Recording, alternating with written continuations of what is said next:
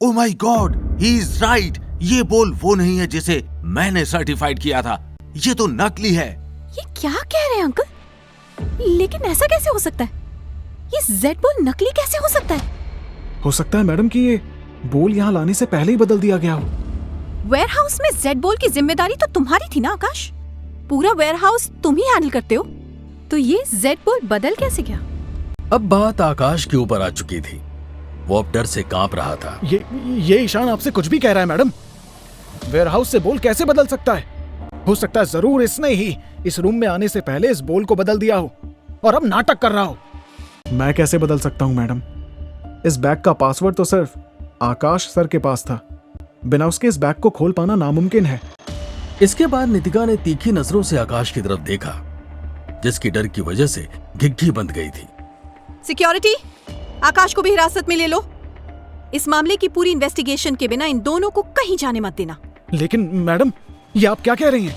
मैं इतने सालों से आपके साथ काम कर रहा हूँ और आप मुझ पर शक कर रही हैं। तुमने अपनी जिम्मेदारी अच्छे से पूरी नहीं की और अब असली जेड बोल गायब है। शक तो हमें हर एक पर करना ही होगा। तभी सिक्योरिटी ने आगे आकर आकाश को भी पकड़ लिया, लेकिन इस वक्त मिस्टर ठक्कर की आंखें सीधा ईशान पर टिकी हुई थीं। ईशान, एक बार के लिए तो मैं भी इस नकली बोल को नहीं पहचान पाया, जबकि आज तक मैंने डायमंड और बोल को पहचानने में कभी गलती नहीं की है। लेकिन तुमने उसे छुए बिना कैसे पहचान लिया? सर, दरअसल इस फील्ड में मुझे बहुत इंटरेस्ट है। मैं इसके बारे में पढ़ता और जानता रहता हूँ। ईशान किसी को भी ये नहीं पता लगने देना चाहता था कि वो ये सब सिर्फ अपनी पावर की वजह से कर पाया था। वहीं मिस्टर ठक्कर ये सुनकर ईशान से काफी इंप्रेस हो गए थे और वो ईशान की काबिलियत के बारे में और ज्यादा जानना चाहते थे। ओह, अगर ऐसी बात है तो तुम हमारे साथ एग्जीबिशन में चलो। वहाँ सब पता चल जाएगा कि तुम डायमंड के बारे में कितना जानते हो और कितना नहीं। अंकल, आप ये क्या कर रहे हैं? अगर ये वहाँ से भाग गया तो?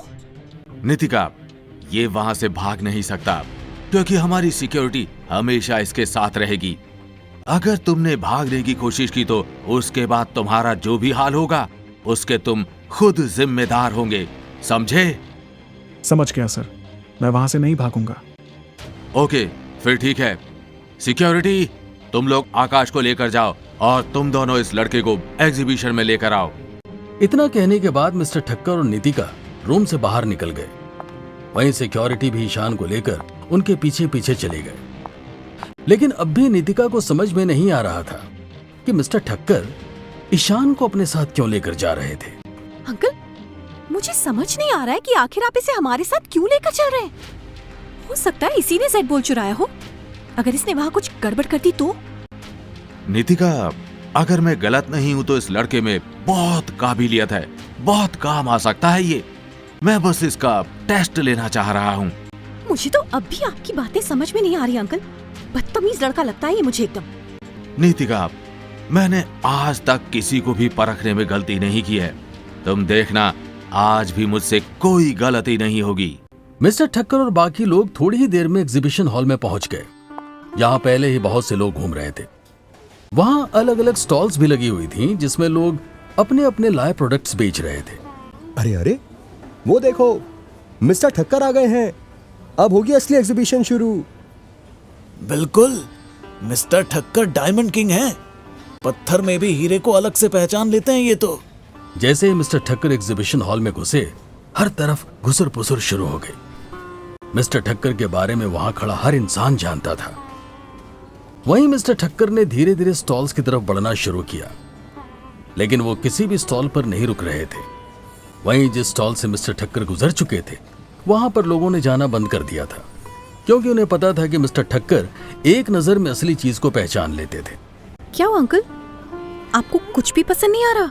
नितिका, मुझे अब तक किसी भी स्टॉल के प्रोडक्ट में कोई दम नहीं लगा है। आखिर ये लोग ये सब वेस्ट आइटम्स बेचने क्यों आए हैं? अंकल, वैसे भी हम हमारा जेड बोल तो खो चुके हैं। उससे बेहतर यहाँ और कुछ नहीं हो सकता था।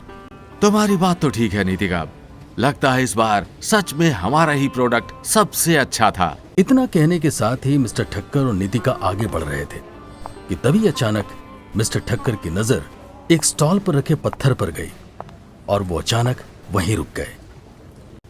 मिस्टर ठक्कर को स्टॉल के सामने रुकता देख वहां खड़े सभी लोगों की सांसें रुक गईं। इस पूरे एग्जीबिशन में आने के बाद पहली बार मिस्टर ठक्कर किसी स्टॉल के सामने रुके थे। तभी सभी ने देखा कि मिस्टर ठक्कर उस स्टॉल में रखे बड़े से पत्थर को देख रहे थे। क्या हुआ अंकल? आपको यहाँ कुछ इंटरेस्टिंग लगा? हो सकता है ये रेयर डायमंड हो। सुनिए, इसका क्या प्राइस है? 10 lakh only mister Thakkar. Price सुनकर मिस्टर ठक्कर की नजर फिर से पत्थर पर गई और वो कुछ सोचते हुए फिर से उसे देखने लगे। काफी देर तक सोचने के बाद मिस्टर ठक्कर एक नतीजे पर पहुंचे। प्राइस तो बहुत ज्यादा बता रहे हो, मैं श्योर भी नहीं हूं कि इसमें कुछ होगा। इतना कहकर मिस्टर ठक्कर और नितिका आगे बढ़ रहे थे कि वहीं पीछे ईशान ने जब देखा कि मिस्टर ठक्कर ने उस पत्थर को नहीं लेने का मन बना लिया था तो वो तुरंत स्टॉल वाले के पास गया। सुनिए, ये पत्थर आप मुझे दे दीजिए, मैं इसे खरीदना चाहता हूँ। ईशान की आवाज सुनते ही वहां खड़े सभी लोगों की नजर उस पर चली गई। जिस पत्थर को मिस्टर ठक्कर रिजेक्ट कर चुके थे, कैसे ईशान उस पत्थर को खरीदने की बेवकूफी कर सकता था। वहीं जब मिस्टर ठक्कर ने यह देखा तो तुरंत ईशान के पास आए। ये क्या कह रहे हो तुम? तुम क्यों इस पत्थर को खरीदकर अपना नुकसान करवाना चाहते हो? सर, मैं बस अपनी किस्मत आजमाना चाहता हूँ और मुझे लगता है कि आज मेरी किस्मत अच्छी है। हो सकता है मेरा जैकपॉट लग जाए।